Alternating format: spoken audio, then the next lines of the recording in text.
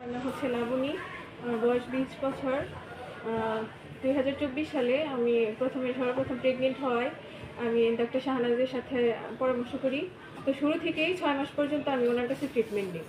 তারপর উনি শুরু থেকেই আমাকে ভুল চিকিৎসা দেয়। আমি ভুল চিকিৎসার ভুক্তভোগী। আমার হচ্ছে লুপাস নেফ্রাইটিস উইথ এসিলি। তো উনি আমাকে এখানে বিভিন্ন টেস্ট করার পর উনি আমাকে বলছে যে আমার নাকি থ্যালাসেমিয়া হয়েছে। তো এরপরে হচ্ছে আমার অবস্থা খুব খারাপ হয়। এরপর হচ্ছে আমি ঘাটাল সেমিতে চলে যাই।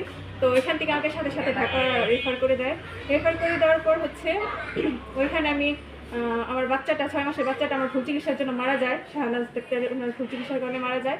তারপরে আমি 5 দিন লাইফ সাপোর্টে ছিলাম।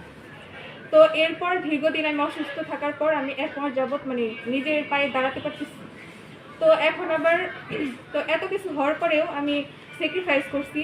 তো আজকে আবার আমার আম্মুকে নিয়ে আসার পরে ওনার সাথে একটু সাক্ষাৎ করতে আসছি। যে যাওয়ার পরে আমার আম্মুর সমস্যা খুলে বলার পর উনি বলছে যে এর আগে যে ডাক্তারকে দেখাইছি টাঙ্গাইল, বলতেছে তোমরা পাহাড়ে লোক, পাহাড়ে রইলা, আমি এত বড় ডাক্তার শফিপুর থাকতে তোমরা এখন আসছো আমার কাছে। ওনাকে খুব বড় মনে করতেছে। তো আমি আবার সেই সুযোগে বললাম যে ম্যাডাম আপনি তো এত আমিও তো হলে আপনার কাছে ভুক্তভোগী।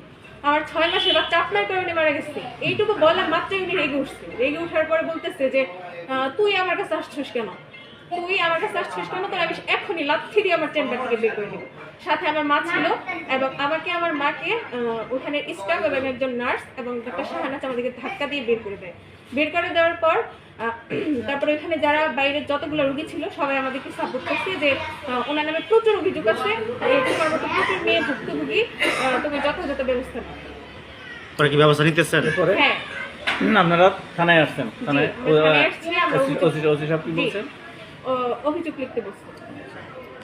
বাদী কে হচ্ছে, আপনি না আপনার মা হচ্ছে? জি আমি। আপনার পরিচয়টা দেন। আপনার সেনাবাহিনী?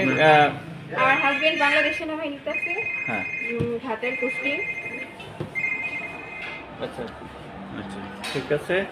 আপনি চান তো আপনার যে ভুল চিকিৎসার কারণে আপনার জীবনে এত বড় একটা ক্ষতি হয়েছে, আপনি যে বাকি জীবনে মা হতে পারতেছেন না, তাই না? যত শুনলাম আর কি। পরিস্থিতি ডাক্তার সরাসরি বলে দিছে যে আমি বাকি জীবনে মা হওয়ার চান্স খুবই কম, নাই ধরতে গেলেই বলে চলে। ওনার কারণে আমার 6 মাসের বাচ্চা মারা গেছে। আমি 5 দিন লাইফ সাপোর্টে ছিলাম। উনি আমাকে সান্ত্বনা দিতে পারতো, কিন্তু আজকে ওনার কাছ থেকে তো আমি এই ব্যবহার আশা করি না। উনি একজন ডাক্তার, উনি মানুষকে সেবা দেবে, উনি আমাকে সান্ত্বনা দিতে পারতো। কেন উনি আমার সাথে এরকম খারাপ ব্যবহার করবে? উনি একজন ডাক্তার হয়ে আমাকে বলতেছে যে আমাকে লাথি মারবে।